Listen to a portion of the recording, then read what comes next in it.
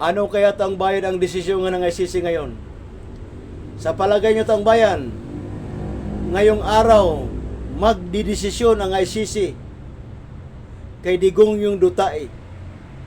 Ngayong araw, April 22, 2026, ngayong araw magdesisyon ang International Criminal Court laban patungkol dyan sa kaso ni Digong yung Duterte sa Against Crimes Humanity. Against Crimes Humanity, yan ang kinakaharap ng kaso ni Digong yung Duterte sa International Criminal Court. Ngayon taong bayan ang pagbabasa ng sakdal kay Digong yung Duterte ng ICC. Ngayon taong bayan malalaman natin yan, magkaalaman taong bayan ngayong araw, magkaalaman yan kung ano ba ang desisyon ng International Criminal Court laban kay Digong yung Duterte. Kakampihan kaya ng ICC si Digong yung Duterte o kakampihan kaya ng ICC ang biktima ng war on drugs? Diyan lang yan taong bayan.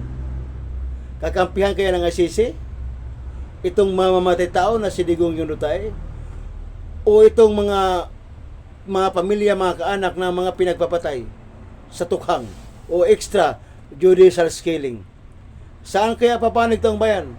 Saan kaya papanig taong bayan ang desisyon ng ICC ngayong April 2022, 2026?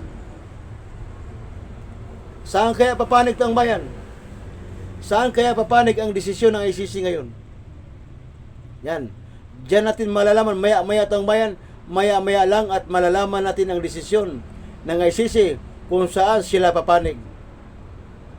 Pero gusto ko taong bayan na sana panigan ng ICC ang mga biktima sa tukhang o yung extra judicial killing. Dapat panagutin itong si Rodrigo Duterte. Dapat habang buhay siyang mabilanggo. Dapat habang buhay siyang maghimas ng riyas dyan sa International Criminal Court. Yan taong bayan. Magkaalaman na yan ngayon. Maya-maya lang magdesisyon na yung ICC. Magkakaalaman na yan ngayon. Yan, maghintay lang tayo taong bayan ng saglit na oras. Maghintay lang tayo ng saglit na oras. Maya-maya lang maririnig na natin ang desisyon ng International Criminal Court. Maya-maya lang, ilang oras lang taong bayan, ilang oras lang yan, at malalaman na natin ang katotohanan kung ano ba ang desisyon ng ICC, kung saan ba papanig ang kanilang desisyon, kung talaga bang nakapiring ang batas. Yan, taong bayan. Pag magdesisyon ng ICC na palayain si Duterte, wala tayong magawa taong bayan. Kung yan ang desisyon ng International Criminal Court, wala tayong magagawa dyan. Igalang natin ang batas ng ICC kung yan ang desisyon nila. Pero dito sa Pilipinas, pagbalik ni Digong yung Duterte, marami din siyang kakaharapin na kaso. May plunder pa yan. O, diba? Siyempre, pag pinalaya ng ICC yan, pagbalik yan dito, siyempre mayroong kakaharaping kaso yan. Oh. Di ba? Oh.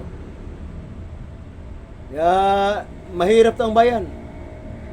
Mahirap ngayon, sa araw nito, mahirap. Mahirap talaga ito, magkaabang-abang ito. Kaabang-abang ang desisyon ng ICC ngayon. Kaya napakahirap. Sana manaig ang katotohanan para makamtan, para makamit ang katarungan o sisya sa lahat ng namatay sa extra judicial killing o EJK. Dahil hindi biro ang binuwi silang buhay. Dumanak ang kanilang dugo sa lupa sa Pilipinas.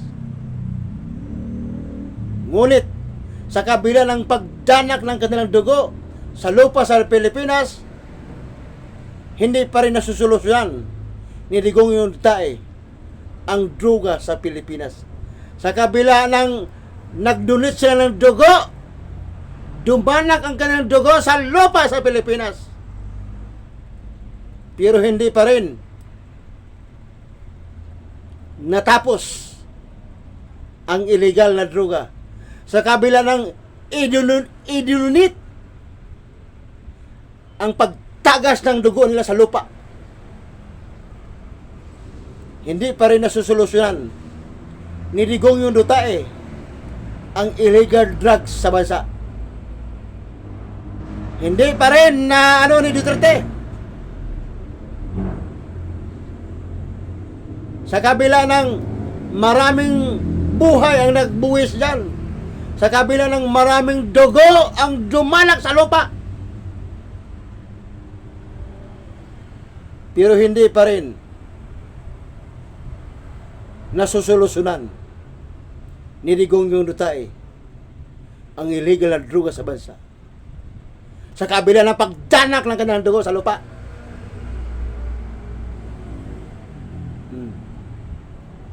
Yan nararapat lang na ang katarungan o hustisya ay sana ibigay ng International Criminal Court sa biktima ng extrajudicial killings.